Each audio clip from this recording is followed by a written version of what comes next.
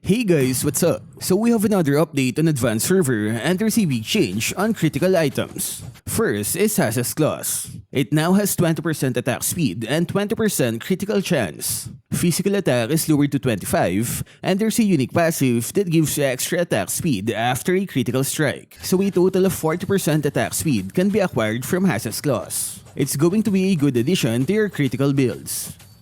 Next is the item Scarlet Phantom. It now has higher physical attack, lower critical chance, and they removed the attack speed feature. They replaced it with cooldown reduction and 230 maximum HP. It also has a unique passive that grants movement speed when doing basic attacks. The boost is doubled if the basic attack is a critical strike. Finally, a critical item with cooldown reduction. So now that they improved critical items, is it enough to replace Trinity Build?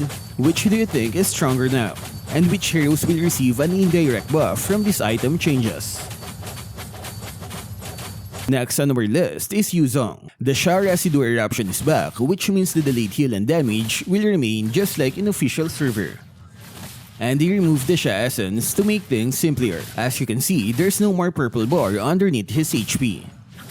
Once the Sha Residue erupts, Zhong will gain movement speed. No more extra spell vamp though. Anyway, they reverted the cooldown of his first skill, making it similar to official server. And the damage is now higher. So with these changes, his game still remain the same, except for the removal of Sha Essence. Next on our list is Odette. Her ultimate will now get immunity from stun, but unfortunately it's not implemented yet. As you can see from the patch notes, all kinds of CC can interrupt the skill except for stun. Wait, this placement is a stun, right? Can it survive Franco's hook? Anyway, we can't test it yet because someone probably forgot to code it. Moving on, they also improved the range of her first and second skill. And the dash of her ultimate will also be removed. What do you think Odette means? Is this a fair trade? Next is the buff on Paquito. His first skill will now give him shield when hitting jungle creeps. That's good for jungler Paquitos. And the second skill will now deal damage to minions. That gives him a faster farming capability. Next is Benedetta. Her passive will now have basic attack properties, which means it can trigger attack effects. That means if you want to heal from her passive, you'll need lifesteal stats. I tried 100% critical and it doesn't work.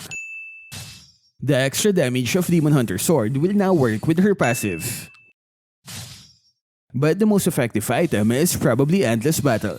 As you can see, it can trigger true damage each time it hits an enemy. That's an easy extra damage for Benedetta, right? And they also changed the slow effect on his ultimate. It now deals a constant 50% slow for the entire duration of the skill. Next is the buff on Ruby. Base attack and scaling are increased for her first skill. The developer said they want to improve her performance in the experience lane. Next is the revert on Valir. They cancelled the higher damage of his burn effect last week. But in exchange, hitting a minion with his first skill will now reduce the charging time of the skill. This makes it faster to clear minion waves. I think Valir mains can all agree that his lane clearing is too weak. Next is the adjustment on Gord. They reduced the damage on his ultimate because of the longer range of his second skill.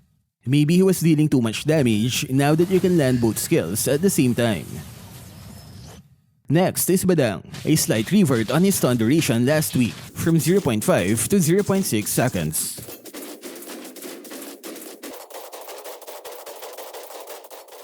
Next is the nerf on Melissa. They lowered the attack speed from her first skill in the early stages of the game. Late game remains the same though. Next is the nerf on Aamon. The range of his ultimate is now smaller. The developer said he can easily kill squishy heroes from a very safe distance. So to make it fair, they reduced the range to make him more exposed to risks. Next is the buff on Irithel. They added a game-changing +5 attack points on her base stats. Too OP, ban Irithel.